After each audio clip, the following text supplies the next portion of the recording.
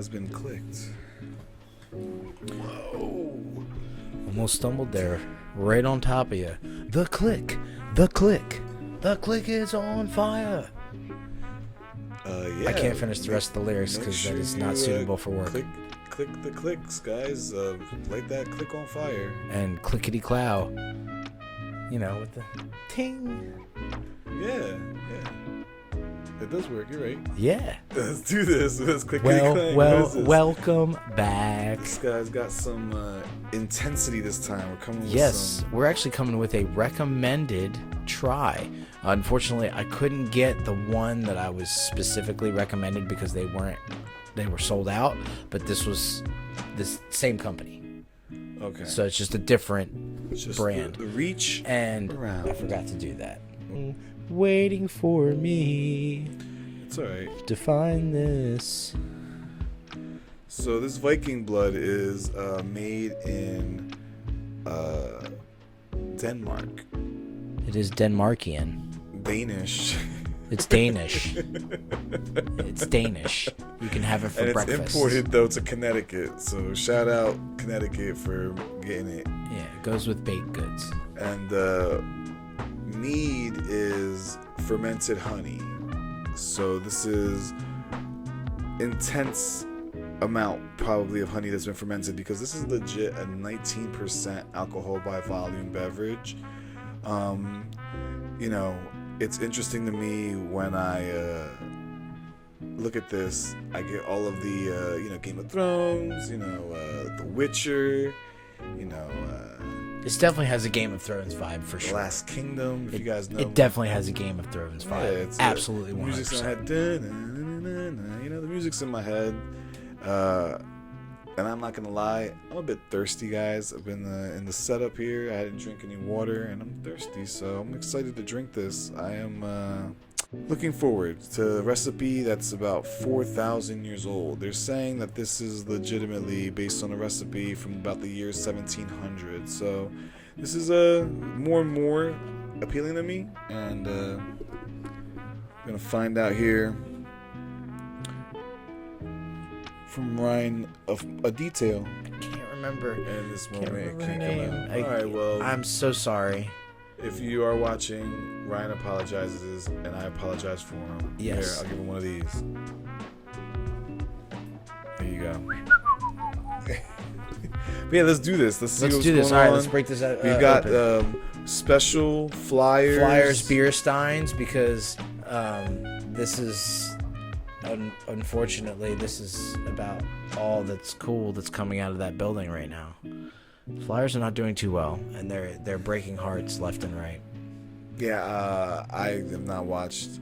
The last thing I saw was a fight, and it was Chara versus McEwen. Yeah. Oh, that was great. And Chara kind of just like gave him like the good try kind of a thing. No, what happened was Chara. Okay, McEwen hit one of the other Islanders, and he laid up a really good hit. I mean, it resonated throughout the building. A Viking hit, yes. Pow!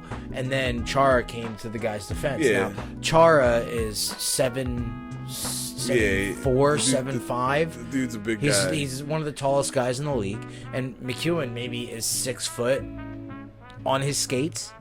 Maybe 6'1", 6'2" on his skates. It did look uneven. So Chara hits McEwen with an uppercut. I mean, he landed solid, and there really wasn't much. McEwen got a couple more shots to try and get in, but there really wasn't much to it after that. And then as soon as the refs got involved and broke it up, immediately Chara was like, "You okay, bud?"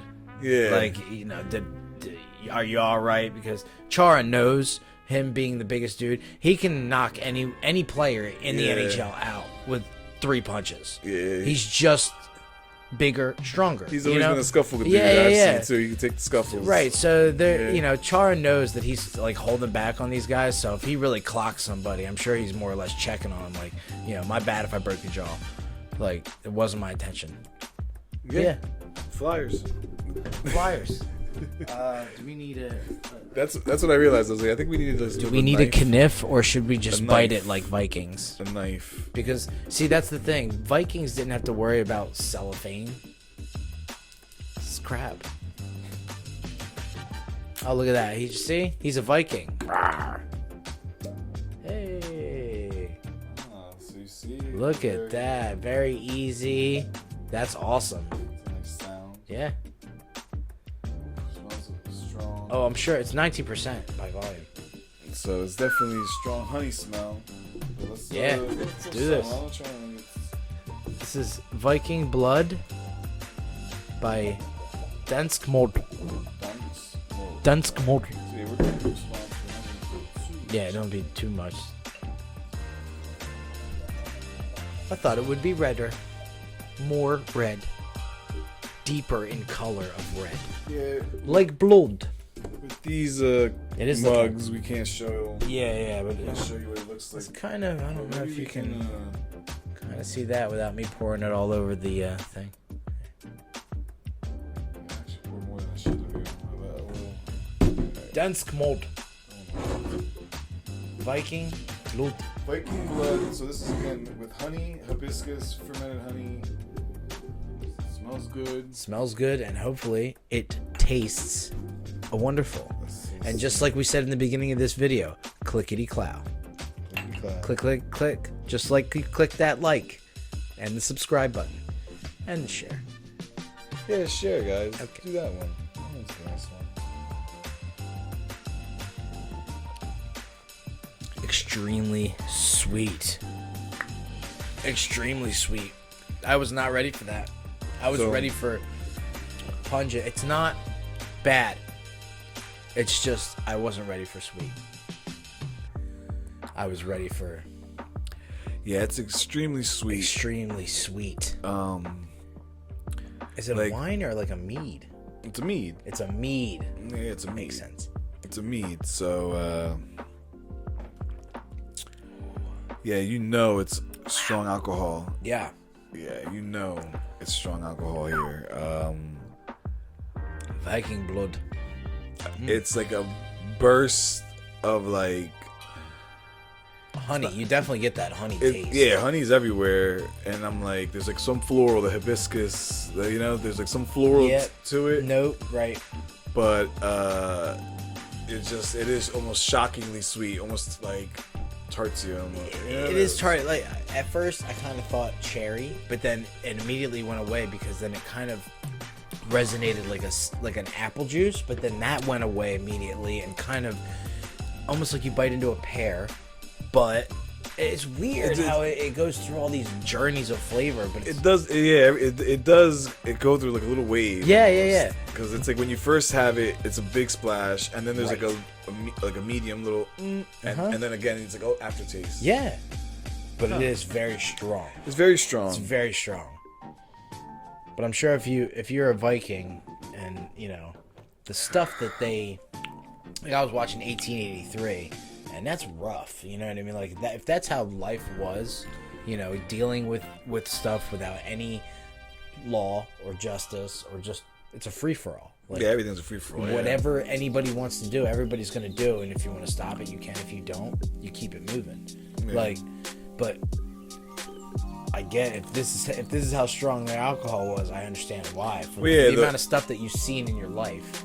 And the Viking stuff, though, if this being from Denmark and stuff, you would think people who are like on boats and they're not really eating a lot, but this is like real hearty that it'll keep their belly somewhat full and give them the calories they need. Yeah, or you know, people that didn't like boat rides, this is how you got them on the boat. Yeah. Yeah. You know? Yeah. Hey, come on this magical floating device. No, this is something that I feel like you would have like around a fire. Yeah. Like this definitely feels like for the winter time right now. Wintertime, this is perfect. This is perfect. Winter drink. It does say here like you can warm it up, and that the thought of that does appeal to me. Yep. Like to have it maybe warmed, and like you know, again, just being kind of like you're gonna stay home, you're not going anywhere. You know, it does feel like it gets you to the right place. Oh, absolutely. And speaking of recommendations, since this was recommended to us, thank you, Jane Doe, to the young lady that recommended this to us. I'm sure I will see you again in my travels, and I will mention this video, and I will apologize profusely for forgetting your name. I do apologize again. But speaking of recommendations, Jeremy, going back to the Hershey's chocolate video. If you haven't seen it, go and check that one out.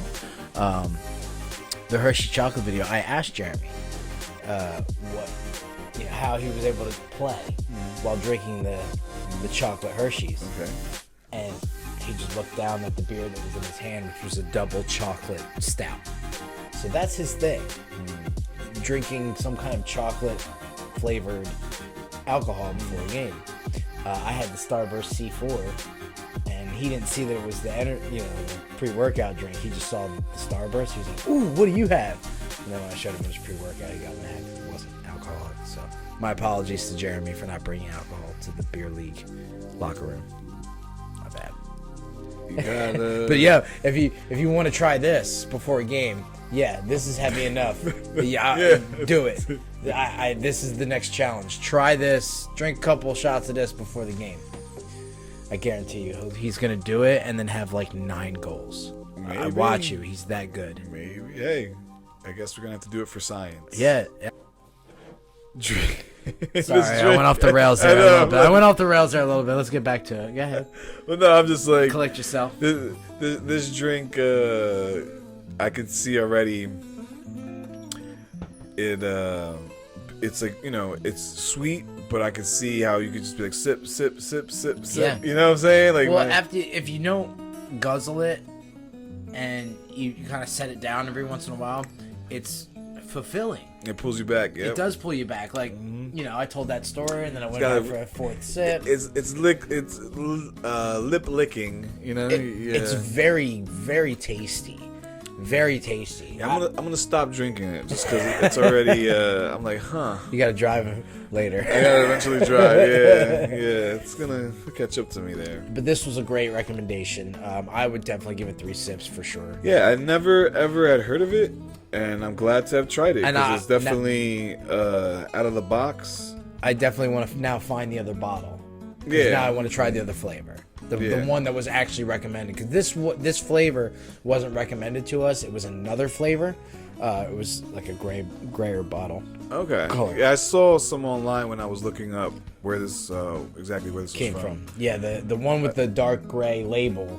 That's the one that was recommended to us. So the next time I'm out that way, and I do see the girl that recommended this, I'll find out what liquor store she went to, and I'll go straight there. Yeah. No, Dansk Mjod. I hope we're saying it correctly. Yes, if we're not, please, somebody try to type out the pronunciation. I guess if you we know. could have done that, but at the same time, you looked it up. No, I didn't. Okay. I totally didn't.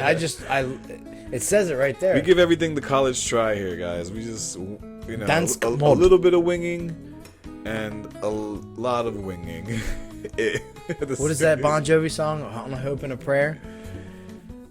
We just hit the record button and go. It's like the Charlie Sheen approach. It's halfway there, living on a prayer. Is that the one? I have no idea. That's white people music. Yeah, that's exactly where you have my mind there. Because I was like, I don't know the difference between those, like certain artists is like, okay, like Bruce Springsteen, and there's like Billy Joel, right? I don't know. And these people's got, isn't that Journey? No, that song "Living on a Prayer" though, isn't that? I have no idea. You don't know who that is? I know that Journey and Billy Idol are coming to the Wells Fargo Center because they keep showing that advertisement at the Flyers games.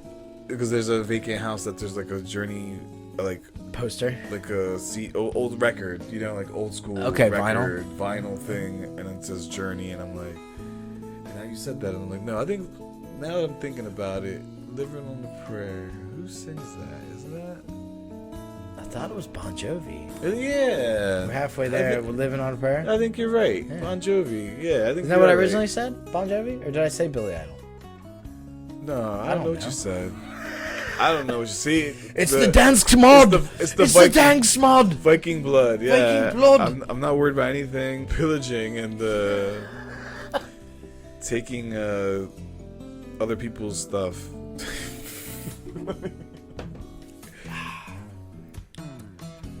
I don't think they used guns back then.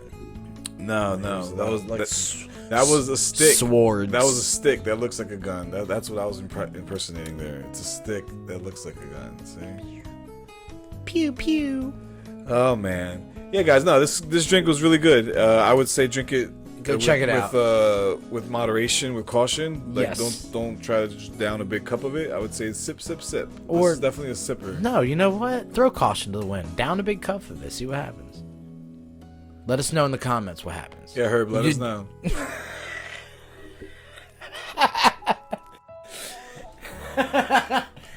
He was actually with me at the Chara game. Oh, that's cool. Yeah, we saw it. Yeah. We were joking about that one. We actually enjoyed Chara. He's a classy guy. So it's kind of funny. I joke. I kid. I am triumph. All right, guys. And we probably have hit your mark of like, all right, absurdity. We're done with you.